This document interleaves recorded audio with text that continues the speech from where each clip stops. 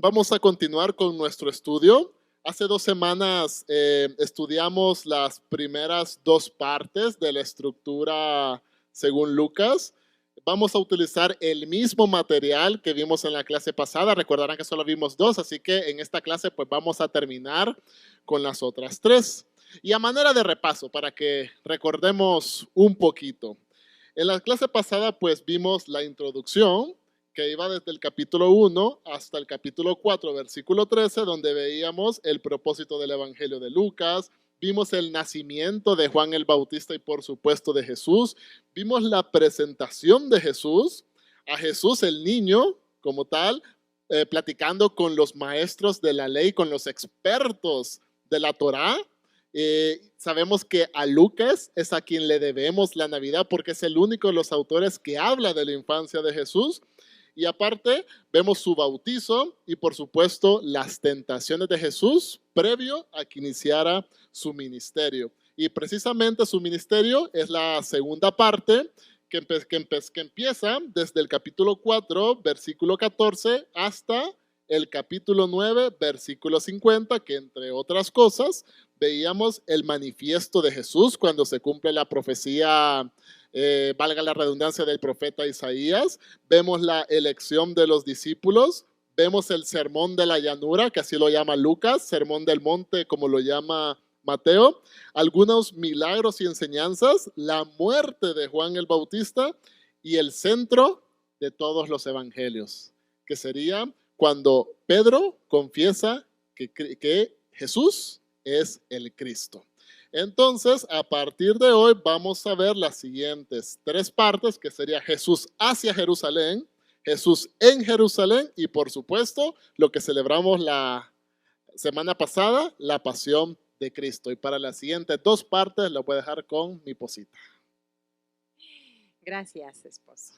Ok, bueno, pues entonces vamos a continuar con Lucas y vamos a comenzar desde el capítulo 9, versículo 51, ¿no? En Lucas todo ocurre conforme al plan de Dios, ¿ok? Entonces, mira, empieza el pasaje con el título que dice, Ministerio de Jesús, camino a Jerusalén. Ya nos está avisando, ¿no? Anticipando que esto tiene un propósito, ¿no? Y dice que él cumplió el tiempo, que ya se cumplió el tiempo en donde él había estado caminando, que se cumple el tiempo y acá tiene una frase que a mí me llama mucho la atención, dice que Jesús afirmó su rostro. En algunas versiones dice que Jesús determinó ir hacia Jerusalén, en otras decían que ya sabe que tiene que ir a Jerusalén. Pero en esta versión que yo tengo aquí anotada, dice Jesús afirmó su rostro. Me llamó mucho la atención, ¿a qué se refería esto, ¿no? Él sabe lo que le espera, ¿no? Que ya llegó el tiempo y que tiene que empezar a dirigirse hacia el propósito que Dios tiene para él. Y la expresión de afirmó su rostro denota la determinación ante el sufrimiento que le tocaría enfrentar. Fíjate, esta es una determinación que pues principalmente a mí me gustaría tener, ¿no? Debería de caracterizar nuestras vidas, ¿no? Debería ser algo que tuviéramos para obedecer y para hacer cuanto Dios nos pida sin titubeos. No sé si tú has hablado o conoces, tienes a tu alrededor alguna persona que dejó todo por irse de misionero a otra parte del mundo donde ni siquiera puede hablar abiertamente de Cristo, ¿no? Entonces, y estas personas que tienen esta determinación y esta seguridad que dicen yo voy, así deberíamos de tener nosotros esta determinación, que a pesar de que sepamos que cosas van a suceder, pero yo quiero ir y yo quiero obedecer lo que Dios me mandó a hacer a mí, ¿no? Entonces, para comenzar esto, a mí me llama mucho la atención y me deja mucho, ¿no? Después vemos enseguida a Jesús cuando reprende a Jacobo y a Juan. Esto es súper gracioso porque dice que van a atravesar por Samaria. Samaria era un lugar en donde ellos no quisieran pasar por ahí, pero ellos van a atravesar por ahí. Era el camino más directo pero muchos no querían pasar por ahí. Y dice que entonces los empezaban a rechazar y que Jacobo y Juan le dijeron, hey, ¿quieres que oremos para que descienda fuego sobre ellos? ¿No? ¿Y qué pasa con Jesús? O sea, súper interesante, les dice, hey, ¿qué les pasa a ustedes? ¿No? El Hijo del Hombre no vino a prender almas humanas, ¿no? No vino a incendiar nada, sino que vino a salvarlas. Y acá les da una gran lección y yo creo que eso tal vez a ellos les hizo así como sentir de no hemos aprendido nada, ¿no? Entonces, bueno, pues siguen su camino, ¿no? Y justo después de esto, vemos que para seguirlo, Jesús demanda todo de nosotros. Y era lo que te decía, ¿no? Demanda esta determinación, dice, deja todo, sígueme. Y para emprender este viaje a Jerusalén, él está buscando gente a su alrededor que esté comprometida y se los deja muy claro, ¿no? Porque él ya sabe lo que va a pasar, él ya sabe para qué va a Jerusalén, ¿no? Entonces necesita gente que vaya con esta convicción de yo te voy a acompañar, pase lo que pase, ¿ok? Después viene la verdad es que les voy a decir que Lucas tiene tanta enseñanza desde el principio, de verdad tiene tanta enseñanza que fue tan difícil extraer solo algunas cosas para aquí compartirlas con ustedes, pero no podía dejar de hablar pues de esta parábola que solo aparece en Lucas, ¿no? Del buen samaritano. Y entonces vemos aquí que la intención de Jesús de hacer su viaje atravesando el territorio de los samaritanos, como les decía, juega un aspecto muy importante en esta narración. Y fíjate, porque tiene un plan divino en medio de todo esto, ¿no? Todo apuntaba hacia la inclusión de los samaritanos, fíjate, hacia el reino de Dios. No era como solo vamos a caminar menos y por aquí vayámonos. No era una veredita que se le apareció por ahí. Él tenía una intención, había un plan. Para los judíos, los samaritanos representaban corrupción, impureza, pues bueno, ya se había viciado todo esto, ya se había corrompido, ¿se dice así? Corrompido todo esto por esta vinculación que tuvieron los judíos del norte con otras personas y para los judíos en ese momento era complicado, ¿verdad? No querían saber nada de ellos, ¿no? Pero a pesar de todo, los samaritanos estaban incluidos en el plan divino. Para los primeros oyentes no era para nada grato tener cerca a un samaritano. Para los que estaban presentes escuchando esta parábola de parte de Jesús, ¿no? Y vemos a Jesús pasando estos límites de esa sociedad al comparar a un samaritano ¿con quién? Con un sacerdote, con un levita. ¿Sí? Entonces era algo como incomprensible por lo que representaban los samaritanos, ¿no? Pero pues Jesús dice, este es el momento y voy a aprovechar, ¿no? Él no en su camino no iba como perdiendo el tiempo, él iba haciendo cosas, él iba enseñando, él iba sanando, iba haciendo milagros. Entonces, de esta parábola del buen samaritano podríamos resumir 3 enseñanzas, ¿no? Claro que hay muchísimo más que extraer de ahí, pero vamos a hablar en esta ocasión de 3 enseñanzas que nos deja la parábola. Primero es la carencia de amor que llegamos a tener hacia el prójimo. Entonces, a veces se nos hace fácil justificar nuestra carencia de amor, ¿no? Pero recuerda que nunca, nunca, nunca va a haber ninguna justificación que valide la carencia de amor que tenemos por otras personas, ¿ok? Después, pues nos enseña quién es el prójimo y no es sino solamente a la persona que tienes cerca de ti. Sin ninguna distinción, sin ninguna clasificación humana de raza, de color, de religión, de absolutamente nada. Acá es necesario que tú sepas que el valor que Dios te da a ti como ser humano, se lo da a cualquier otra persona, aunque a ti no te agrade. Después, como tercer punto, pues el amor, ¿no? El amor que significa suplir cualquier necesidad de tu prójimo, ¿ok? No hay razón justificada para negarse a brindar ayuda a quien lo necesita. Entonces, y yo no sé si a mí me hace pensar un poquito relacionar este versículo de la verdadera religión es que ayudar a la viuda, al huérfano y al extranjero. ¿Por qué crees que necesitarían de ayuda a ellos? Pues la viuda, porque faltaba esta parte, ¿no? De apoyo, de provisión, ¿no? El huérfano no tiene a quien le proteja, no tiene quien le cuida, y el extranjero está fuera de casa, está fuera de su seguridad. Entonces, tomemos en cuenta esto, ¿no? ¿Quién es el prójimo para ti? Cualquier persona que esté cerca de ti, ¿ok? Y avanzando un poquito en el capítulo 11, los discípulos le piden a Jesús, enséñanos a orar, dice.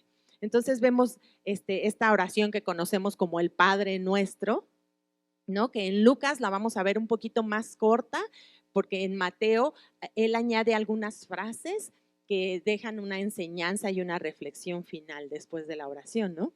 Esta es nuestra oración modelo, ¿sí? Esto deberíamos tenerlo muy presentes tú y yo para cuando nos acercamos a Cristo, ¿no? Recuerda que necesitamos reconocer al Padre, necesitamos pedirle perdón, pedirle nuestra provisión y hasta comprometernos incluso a perdonar a quienes nos ofenden, que muchas veces eso se nos pasa un poquito, ¿verdad? Cuando hacemos alguna oración. Entonces necesitamos estar bien conscientes que la oración tan perfecta que Jesús les muestra lleva exactamente lo que tú y yo necesitamos poner en oración, siempre. No que la repitas todo el tiempo, esa oración, sino que contenga lo mismo, esa alabanza, ese reconocimiento e incluso también ese arrepentimiento de nuestra parte, ¿ok? Esto da para un estudio muy grande esta oración del Padre Nuestro, pero vamos a avanzar, ¿no? En los próximos capítulos de Lucas, Jesús habla más acerca del dinero, de las posesiones y de la generosidad que en cualquier otro pasaje o enseñanza en los evangelios, fíjate. Entonces, pues era importante para él ir dejando claro esto. ¿Y por qué? Vamos a ir más adelante y vas a ver por qué. Seguirle a él es andar un camino que debe producir una mentalidad de vivir ligero, ¿sabes? Necesitamos pensar en esto, necesitas viajar ligero. Nosotros somos nada más como que estamos transitando por esta vida y al final no vamos a llevarnos nada. Todo lo que traes puesto no va a valer nada cuando tú llegues al final de tus días y te encuentres cara a cara con Dios. Nos invita pues a no aferrarnos a las posesiones, ¿no? Y esto empezar a crear esta libertad que nos permite ser generosos de manera radical, ¿conoces alguna persona que sea súper generosa y que también le va muy bien económicamente? Entonces, ¿cuál es esta combinación? ¿Cómo es esta combinación? ¿Qué fue primero, como dicen por ahí? ¿El huevo o la gallina? ¿Qué fue primero? ¿Primero fue generoso y después le fue muy bien? Y al final, esto no importa. Lo importante es que tú seas generoso. Y entonces, como consecuencia de tu generosidad, Dios actúa, ¿sabes? Entonces, esto necesitamos tenerlo súper claro para que nuestra mentalidad, de repente por las posesiones, por las cosas materiales, empiecen a quedarse un poco de lado cuando tú sabes hacia dónde vas y a quién quieres agradar. ¿Ok? Entonces, avanzando un poquito en el capítulo 12:27 nos habla de el afán y la ansiedad. Y me encanta también ver esto, por eso les digo que me costó mucho trabajo extraer las cosas como más relevantes, porque todo es tan hermoso y hay tanta enseñanza en la palabra de Dios que acá dice, fíjense cómo crecen los lirios, no trabajan, ni hilan. Sin embargo, les digo que ni siquiera Salomón, con todo su esplendor, se vestía como uno de ellos. Qué increíble. Salomón, el hombre más rico, más que cualquiera que conocemos en la actualidad. Él dice que ni siquiera él se podía vestir como los lirios del campo. Imagínate esto. Y para parafrasear un poquito el pasaje, dice, así que no se afanen por lo que han de comer o beber, dejen de atormentarse, dice. Entonces vemos aquí a Jesús, ¿no? Consciente de los afanes de los hombres. Él sabía que tú y yo nos íbamos a afanar por traer un buen carro, por vivir en una buena zona, por viajar tal vez, ¿no? Él sabía que estos afanes iban a venir. Este, sabía que esto, y nos regala este precioso versículo que nos hace tener esperanza, que dice, busca primero el reino de Dios y su justicia, y todo lo demás te será añadido. Y con esto nos deja una súper enseñanza también, ¿no? No necesitas nada más, no necesitas nada extra, ¿no? Todo te va a hacer, todo lo que tú necesites, que Dios sabe que tú lo necesitas, Él lo va a añadir. Pero el primer paso es búscalo a Él, ¿ok? Y bueno, en este camino a Jerusalén va como creando una comunidad, ¿no? Como una nueva Israel a su paso, ¿no? Se va encontrando con ciegos, con enfermos de lepra, con los samaritanos, también se encuentra con Zaqueo, ¿no? El recolector de impuestos. Entonces él los va llamando y les va anunciando, ¿no? El reino de Dios, ¿no? Todos estos eran pues como marginados sociales, ¿no? Y son transformados por él, son transformados conforme él va avanzando y conforme él va interactuando con él, ¿no? Entonces, pues bueno, les va informando que esto se empieza a ser como esta comunidad del reino, ¿no? La cual Jesús describe como una gran fiesta, como un banquete. Y Él está aquí para buscarnos y para salvar a los perdidos, ¿ok? Después dice que pues todos no todos estaban felices en medio de este caminar, de este paso de Jesús por estos lugares, ni por estas personas, no estaban todos contentos, ¿no? En estos banquetes también se encontraba con los líderes israelitas, ¿no? Y bueno, pues tenía sus debates y sus discusiones con ellos, y acá pues las cosas se ponían ahí medio fuertesonas, ¿no? Pero lo interesante es que Jesús no tiene temor ni reparo. Él confronta, ¿no? Confronta su hipocresía y el orgullo que caracteriza a estos fariseos, ¿no? Entonces, esto es súper interesante, que él no se intimida con ellos, ¿no? Él avanza y con firmeza él les va enseñando y les va corrigiendo, ¿no? Esta sección hacia Jerusalén está llena de parábolas, de historias que conectan con las personas, con nuestros corazones, con la necesidad de la gente, ¿no? Y vemos a Jesús siendo como creativo, contando historias, enseñándonos a todos nosotros la importancia del reino. Entonces, bueno, pues va avanzando, ¿no? Y nos deja ver que Dios es el mismo ayer, hoy y siempre. Entonces, y que va a transformar nuestros corazones conforme tú se lo vayas permitiendo. Estamos incluidos en este plan, ¿ok? Avanzamos al capítulo 15, versículo 11, que también nos deja una súper enseñanza con la famosa y anunciada parábola del hijo pródigo. Ya les decía yo en la clase anterior que todo mundo conoce estas parábolas, creyentes y no creyentes, ¿no? En el pasado y en la actualidad, todo mundo puede hablarte de quién es el hijo pródigo. Incluso pueden mencionarlo cualquier tipo de persona, saben a qué se refería el hijo pródigo, ¿no? Y acá pues voy a resaltar nada más dos enseñanzas rápidamente, y que dice, bueno, pues nos habla primero de la debilidad ante la tentación, no solo a través del hijo pródigo, sino a través del hijo responsable. Ajá. No solamente nos da una enseñanza de quien se quedó con papá, sino de aquel que salió también. Con su reacción de soberbia, de celos ante la celebración del regreso de su hermano, porque también pues él estaba padeciendo, también el hermano estaba padeciendo, y también salió de él esa naturaleza de envidia, de celos, porque el hermano volvió, ¿no? El hijo pródigo nos representa a todos nosotros, chicos. Cuando nos rebelamos contra nuestro Padre Celestial, y bueno, pero a Él no le importa nada que hayamos hecho, ni a dónde hayamos ido. El Padre desea que regresemos a casa, que regresemos a Él. Entonces, nunca dudes que pase lo que pase alrededor de tu vida, el Padre siempre está esperando por ti, asomado en la puerta para recibirte con un abrazo, ¿ok? Después en la siguiente enseñanza nos habla del poder del arrepentimiento, de que la conversión siempre es posible, ¿no? Con un perdón sincero y la misericordia de Dios, tú vas a poder reconciliarte con Él, ¿no?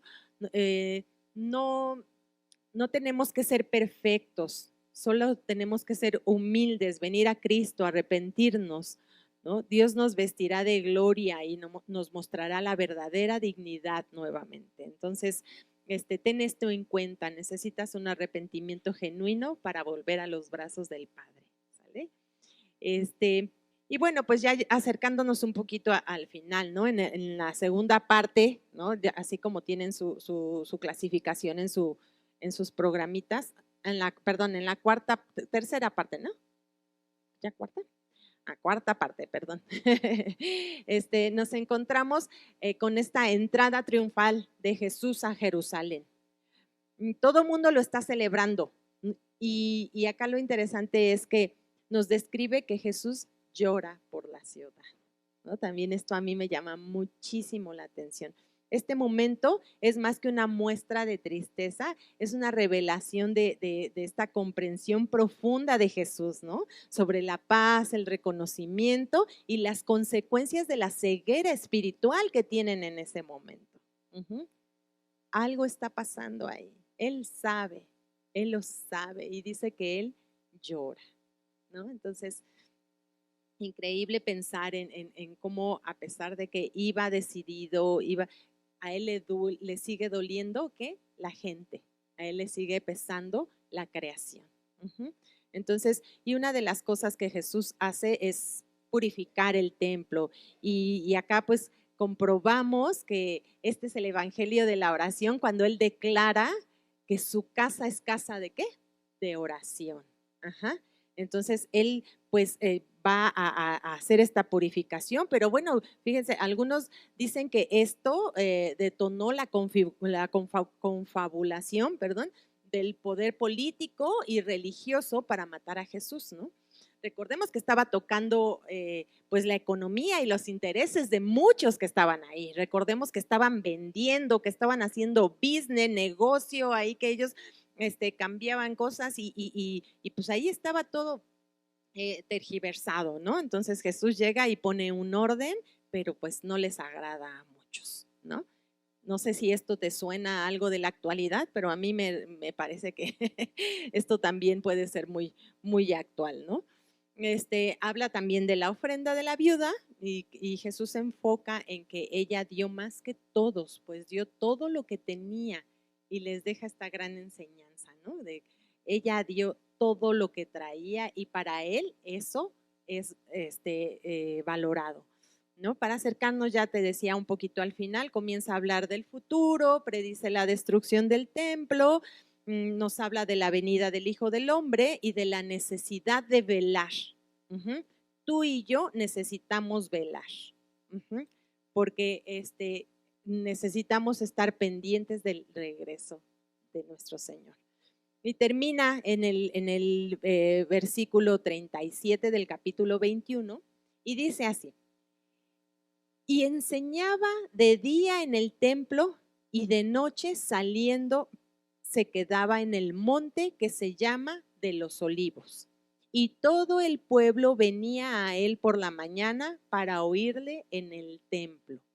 Estaban atentos a lo que él hablara. Y te invito a que tú siempre estés atento a lo que el Padre tiene que decirte a ti. ¿Sale? Vamos a continuar.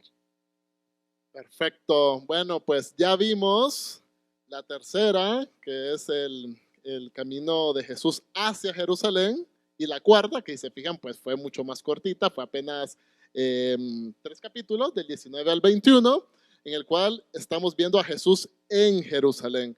Ahorita vamos a iniciar con la quinta y última parte de nuestro estudio de Lucas, que precisamente sería la pasión de Cristo, ¿vale? Que esta iría del capítulo 22 hasta el final, que es el capítulo 24, ¿vale?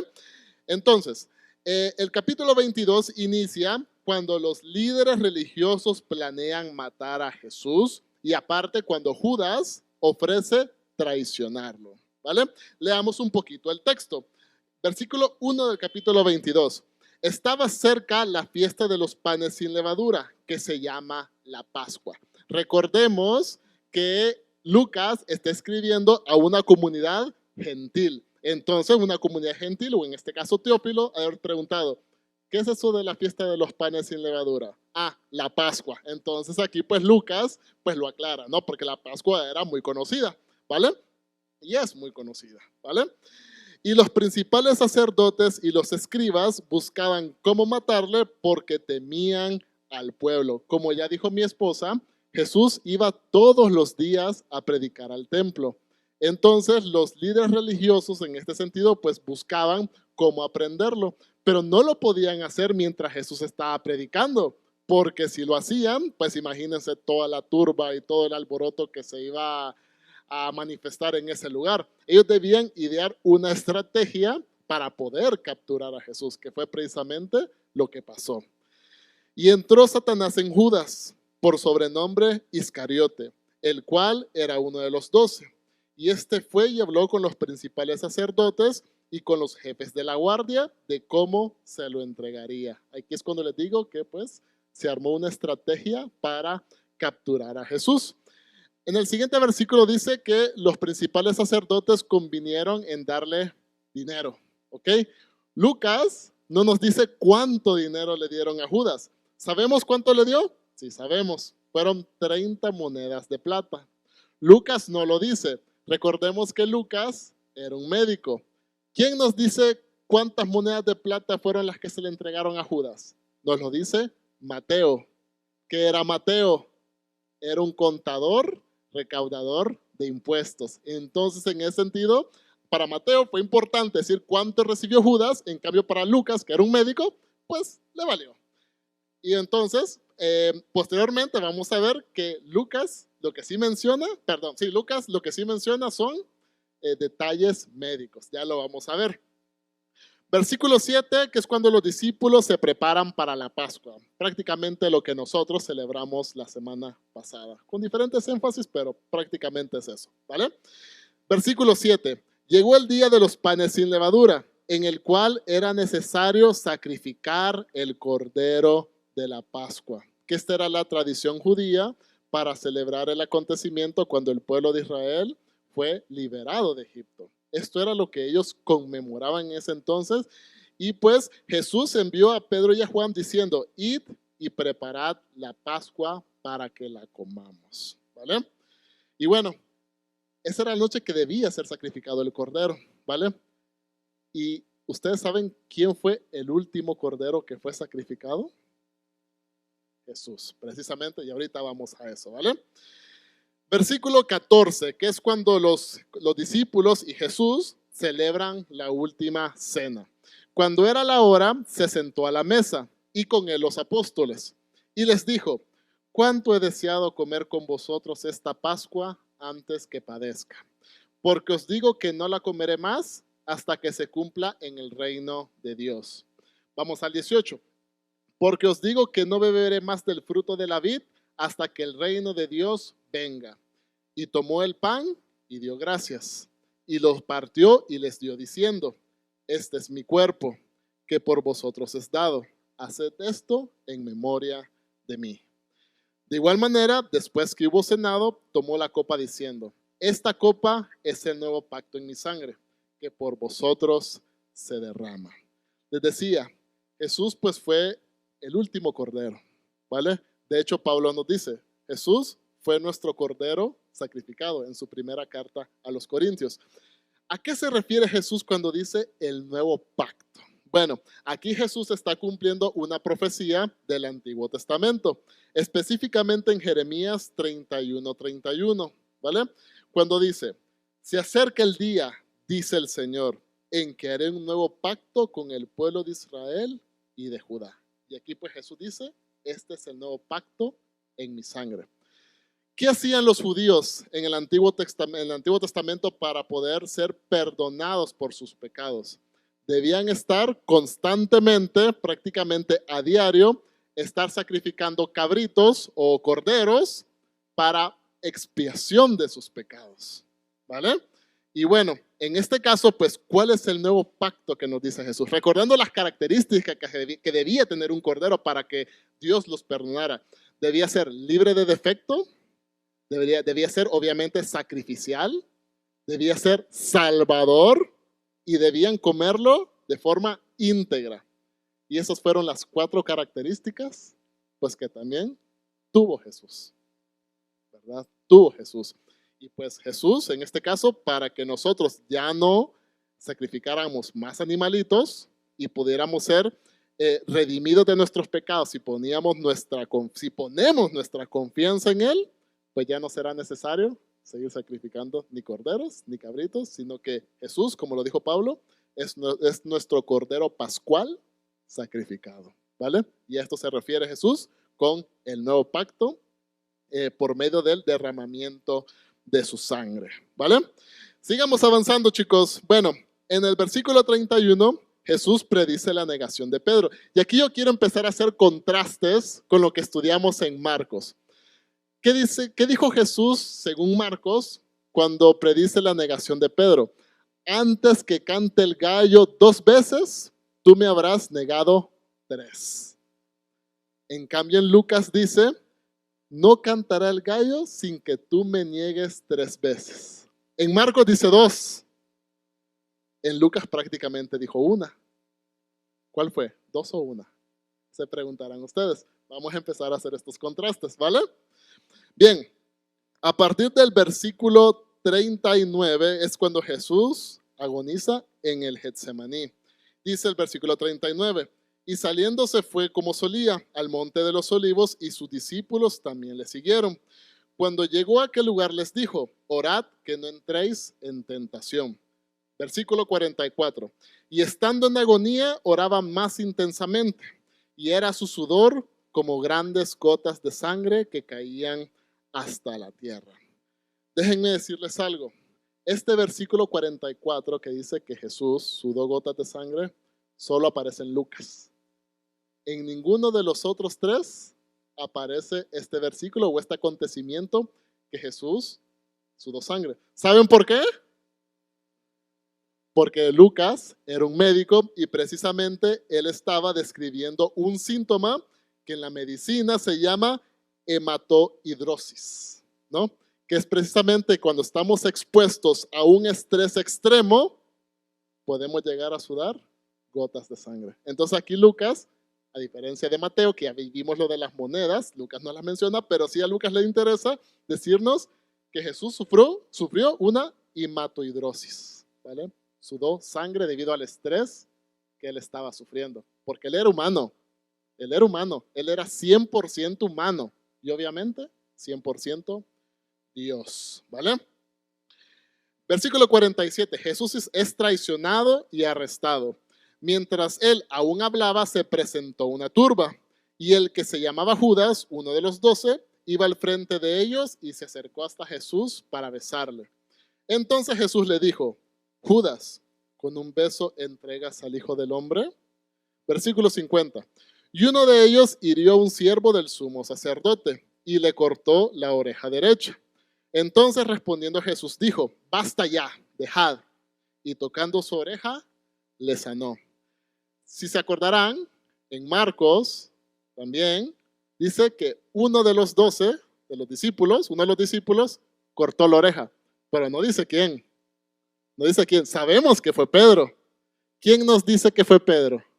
Nos lo dijo Juan. Es correcto. Por Juan es que sabemos eso. Y ahora aquí vamos a ver otro detalle médico que nos dice Lucas. Y tocando su oreja, le sanó. Esto también solamente aparece en Lucas. Un detalle médico. ¿Qué hacen los médicos? Sanar. Sanar. Y aquí vemos pues el toque del autor. ¿Están de acuerdo? Bueno, Entonces, el versículo 54, pues Pedro niega a Jesús, pues ya vimos ahí el contraste, que en Lucas dice antes que el gallo cante una vez y en Marcos dice 2 veces, ya vamos a ver más sobre eso. Son cositas que les digo que, ¿se acuerdan del método Penta, no? Exploremos, hagámosle preguntas a la Biblia, ¿vale? Bien, versículo 66, el concilio de líderes religiosos condena a Jesús. Esta escena también aparece en Marcos, pero con diferentes énfasis. Vamos a leerlo. Versículo 67. Aquí es cuando le hacen preguntas. En Marcos nos dice que fue Caifás, ¿ok? El sumo sacerdote. ¿Eres tú el Cristo? Dínoslo. Y les dijo, si os lo dijere, no creeréis. Y también si os preguntare, no me responderéis, ni me soltaréis tampoco. Bueno, tampoco ya es mi edición. Pero desde ahora el Hijo del Hombre se sentará a la diestra del poder de Dios. Dijeron todos, ¿eres tú el Hijo de Dios? Y él les dijo, vosotros decís que lo soy. Y aquí es cuando a Jesús pues lo acusan de blasfemia. ¿Recuerdan el énfasis según Marcos? Le preguntan. De hecho, aquí hay, bueno, diferentes énfasis. Aquí nos hacen dos preguntas. En el 67, ¿eres tú el Cristo? Y en el 70 dice, ¿eres tú el Hijo de Dios? En cambio, en Marcos nos dice, ¿eres tú el Cristo, el Hijo del Altísimo? Y Jesús, rompiendo el secreto mesiánico, dice, lo sois. Y veréis al Hijo del Hombre sentado a la diestra de Dios y viniendo desde los cielos. Jesús muy firme, según Marcos, ¿están de acuerdo, no? En cambio, en Lucas, pues se ve como un Jesús pues más tranquilo, ¿no? En Marcos más tajante y aquí más tranquilo. ¿Pasa lo mismo? Sí, pasa lo mismo, nada más que con diferentes énfasis, recordando que Marcos pues nos quería llevar así, ¿verdad? Bien, versículo 23, Pilato juzga a Jesús, pues eso aparece en Marcos. Lo que aparece únicamente en Lucas es a partir del versículo 6 del capítulo 23, que es cuando Herodes juzga a Jesús. Ese juzgamiento solo aparece en Lucas, ¿vale? En ninguno de los otros evangelios aparece que Herodes juzga a Jesús. Y bueno, vámonos si quieren hasta el versículo 32, vamos a ir avanzando, que es cuando clavan a Jesús en la cruz, ¿vale?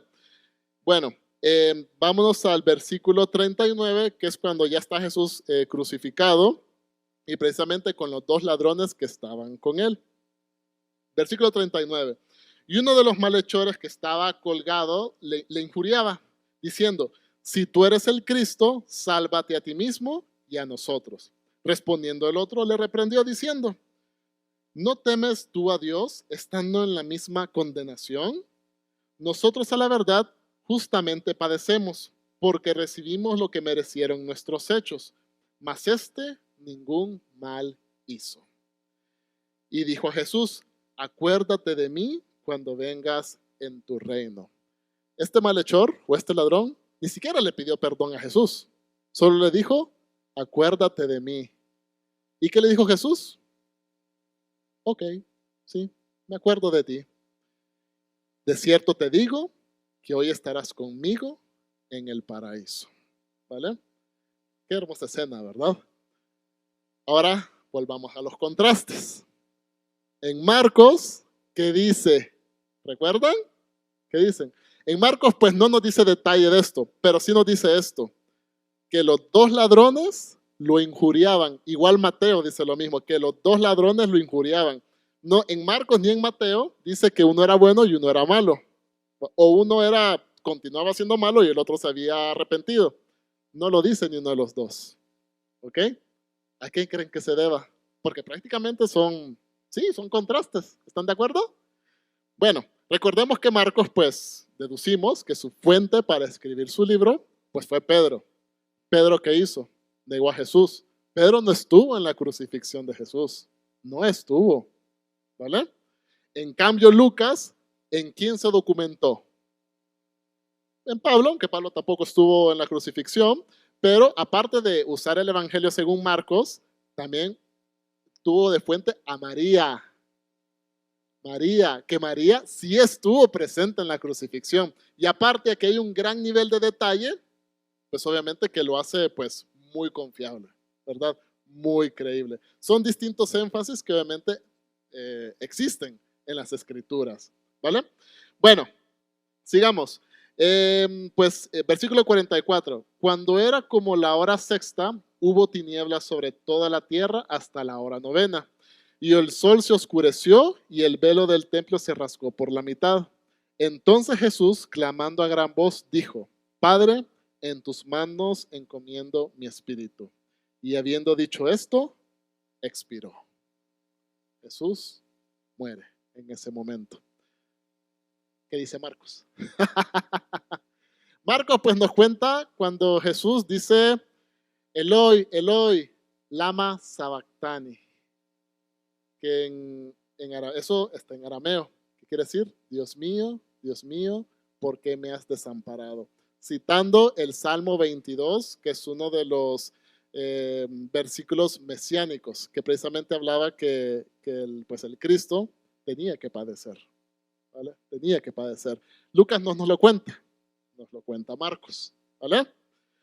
Bien, entonces después, versículo 50, ponen a Jesús en una tumba y en el capítulo 24, Jesús resucita de entre los muertos. El primer día de la semana, muy de mañana, vinieron al sepulcro, trayendo las especias aromáticas que habían preparado y algunas otras mujeres con ellas. Y hallaron removida la piedra del sepulcro, y entrando no hallaron el cuerpo del Señor Jesús. Aconteció que estando ellas perplejas por esto, he aquí se pararon junto a ellas dos varones con vestiduras resplandecientes, es decir, dos ángeles. Vuelvo a la pregunta, ¿qué dice Marcos? Recuerden que el curso se llama Evangelio 4 puntos de vista. ¿Qué dice Marcos? En Marcos dice que se le apareció un joven. Uno. ¿Qué dice en Lucas? Dice dos.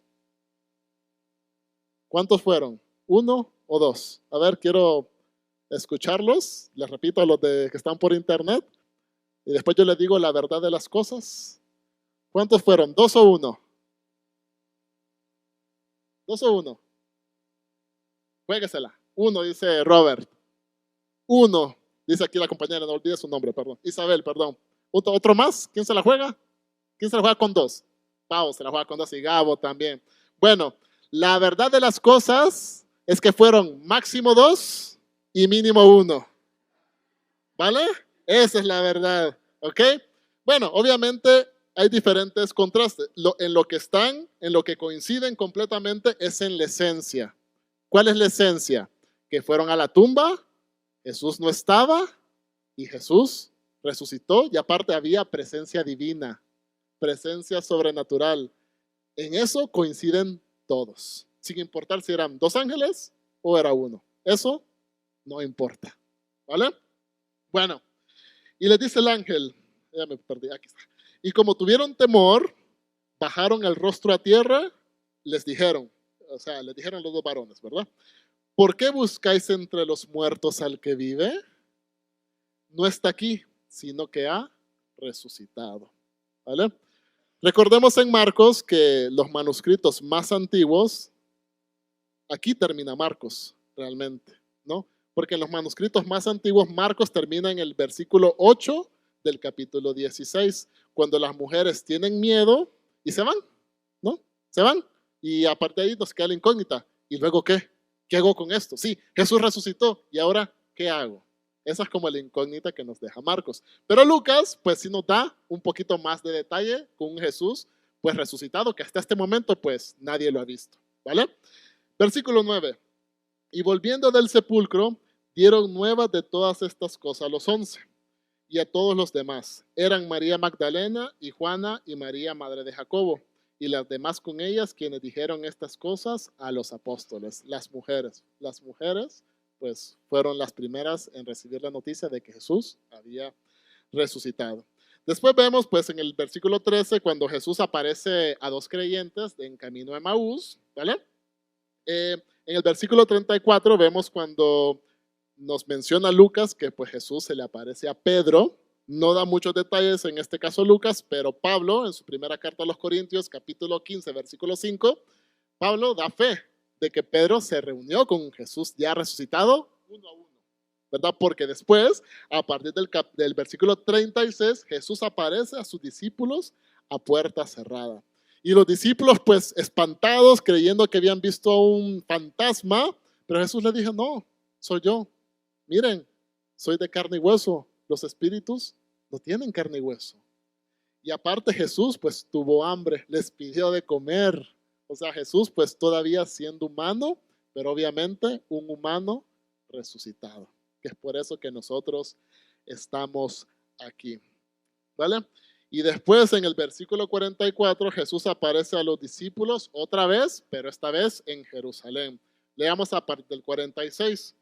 Y les dijo, así está escrito, y así fue necesario que el Cristo padeciese y resucitase de los muertos al tercer día, y que se predicase en su nombre el arrepentimiento y el perdón de pecados en todas las naciones, comenzando desde Jerusalén, que es donde estaban los discípulos en ese momento. Es decir, nosotros debemos cumplir esta misión desde donde estamos ahorita.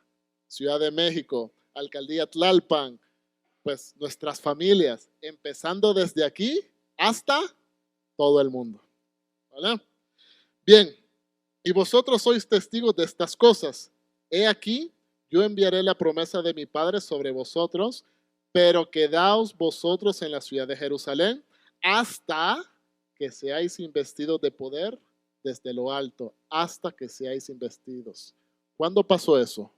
¿Cuándo fueron investidos? Perdón. ¿Cuándo fueron investidos ellos?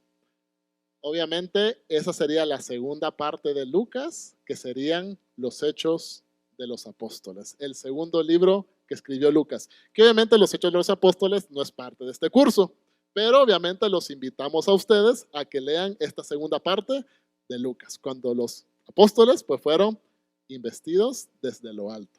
Bien, y para terminar pues a partir del versículo 50, Jesús asciende al cielo y termina con esto. Ellos después de haberle adorado volvieron a Jerusalén con gran gozo y estaban siempre en el templo alabando y bendiciendo a Dios. Amén.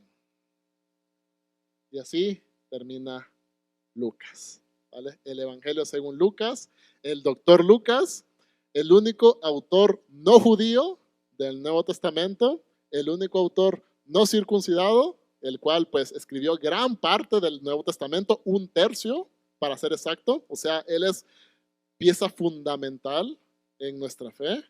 Y bueno, él fue un pagano también, pues que fue rescatado por Jesús y nos envió, nos mostró este informe detallado desde la infancia de nuestro Salvador. ¿Vale? Y bueno, chicos, vamos terminando. Si quieren, vamos repasando las preguntas que están en el material. Déjenme buscarlas porque no. Ahí están. Okay, vale. Para los que están en línea, tenemos 3 preguntas para que ustedes discutan en sus casas, con sus grupos y también nosotros aquí presencialmente. ¿Por qué crees que las parábolas del buen samaritano y las del hijo pródigo son las más conocidas? Recordando pues que estas parábolas solamente aparecen en Lucas, no aparecen en ninguno de los otros libros del Evangelio. Segunda pregunta, ¿qué similitudes y contrastes hay sobre la resurrección entre Marcos y Lucas? Ya platicamos un poquito al respecto, ¿no? Espero que les haya gustado como esos contrastes y no sé si alguna vez pues los habían notado, ¿vale? ¿Y qué te deja el Evangelio según Lucas en este momento que lo estudiamos completo? ¿Vale? Obviamente dando flachazos, no leímos todo el libro, obviamente es muy largo, no podríamos hacerlo, pero ¿qué te deja? ¿Qué te deja pues saber la intención de Lucas y pues todas las parábolas, enseñanzas y milagros que hizo nuestro Señor Jesucristo de acuerdo a las investigaciones? Obviamente Lucas tomando como base Marcos y todas las fuentes y consultas que él hizo, obviamente con la madre de Jesús. Y bueno, y con esto pues vamos terminando y pues espero que puedan discutirlo ustedes en su casa y ahorita lo hacemos nosotros presencialmente. ¿Oramos, Posita?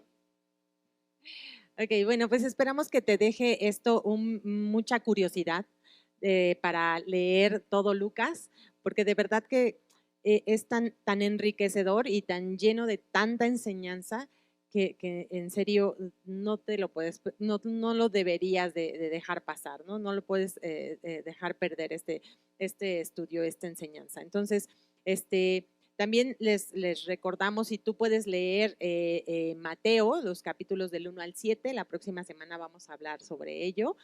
Y pues vamos a orar para terminar y para despedirnos. Ojalá que puedan platicar un poquito en sus casas y si no estás reuniéndote con nadie, pues igual reflexiona tú un poco. En la descripción del video te van a dejar las preguntas de esta semana y pues bueno, vamos a orar para despedirnos. Padre, te damos muchísimas gracias por este tiempo, Señor. Papá, no cabe duda que tu palabra es viva, Señor, que trae tanta claridad y tanto conocimiento, Señor amado, que en verdad, Señor, no podríamos, no hay vida que alcance para comprender todo lo que tú escribiste, Señor, en esta palabra. En el nombre de Jesús te suplico que cada vez vayamos interesándonos más por estudiar, más por leer tu palabra y sobre todo que cada palabra que leamos, que estudiemos, se empiece a ser viva en nuestras vidas, Señor. En el nombre de Jesús te damos gracias por todas las personas que están conectándose, por todos los que se van a ver el video posteriormente y también por los que estamos aquí presencial. En el nombre de Jesús, quédate con nosotros esta noche, papá. Amén.